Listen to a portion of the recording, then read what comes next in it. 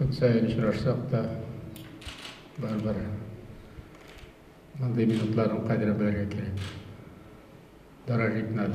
Тормышның да, кешеләрнең дә кадерен белергә кирәк ди Минтимер Шәймиев. Дәүләт киңәшчесе Тимур Акулов белән бергә эшләгән чордагы якты хатирәләрне искә төшерә.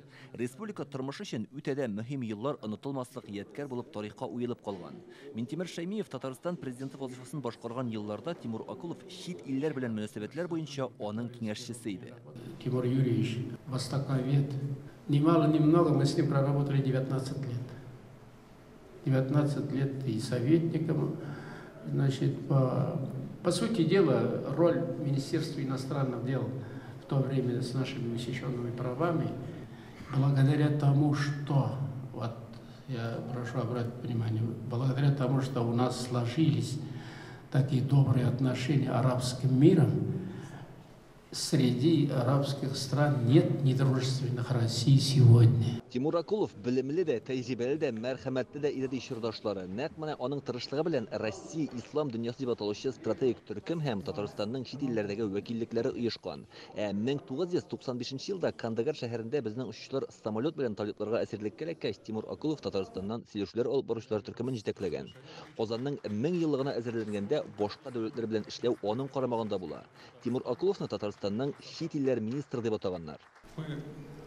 Всегда с большим уважением, большой теплотой вспоминаем первого дипломата республики Тимура Юрьевича. Без һәр вакыт Татарстанның беренче дипломаты Тимур Акуловны зур ихтирам хисләре белән искә алабыз. Вакыт үткән саен аның шундый олы җанлы кеше икәнен, зур эшләр башкаруын аңлыйбыз. Ул чыннан да кыю, тырыш һәм үз эшенең остасы иде. Большого профессионализма человек мужественный, человек смелый.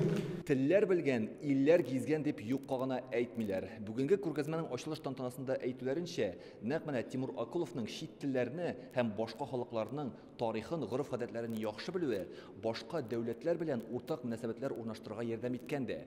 Иң мөһиме, аның характерындагы көчле һәм итәгатьле сыйфатлар.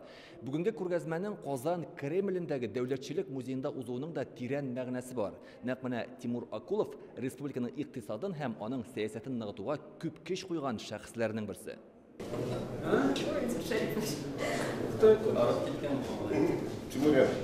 Тимур Акуловның якыннары, балалары, оныклары да күргәзмәгә килгән. Минтимер Шәймиев музейдагы экспонатларны кызыксынып һәм горурлык хисләре белән карый. Биредә тәкъдим ителгән һәр әйбер Тимур Акулов турында якты хатирәләрне яңарта. Монда нигездә фотосурәтләр, анда эшлекле очрашулар тасвирланган. Шулай ук шәхси әйберләре, бүләкләре дә бар.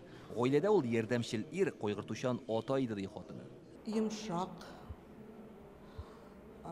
итәгатьле кеше иде. Гаиләгә бик күп хөрмәт күрсәткән, апаларын бик яраткан, әнисен бик яраткан, оныкларын,